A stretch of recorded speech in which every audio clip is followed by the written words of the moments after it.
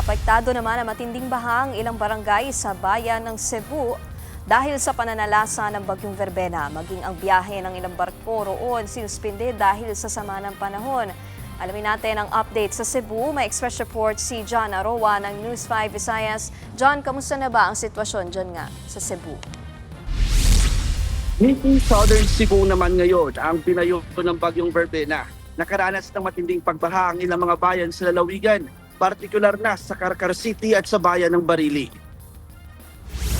Tubog sa baha ang ilang barangay sa Carcar City kaninang madaling araw. Umapaw ang tubig mula sa spillway na nagdulot ng malawakang pagbaha hanggang sa bahagi ng poblasyon. Binahari ng ilang gasolinahan at ang nekrod ng lungsod. Sa barangay Poblasyon 2, nagpistola namang ilog ang bakuran ng mga residente. Kitang-kita sa video ang lakas ng ragasan ng tubig.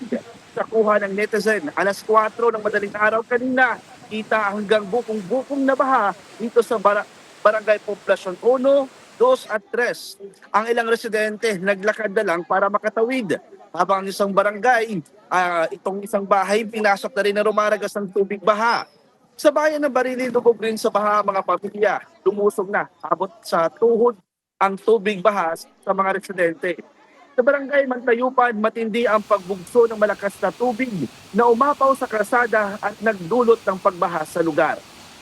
Niki, sa kasalukuyan wala pang natatanggap na ulat ang Cebu Provincial Capital na may nasaktan o nawawala sa paghagupit ng Bagyong Verbena.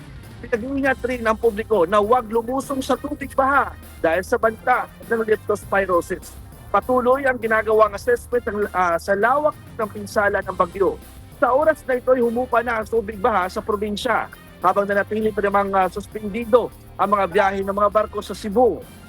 Nikki, sa makikita mo nga dito sa aking kinatatayuan, nandito tayo ngayon nakatayo sa bayan ng Barili.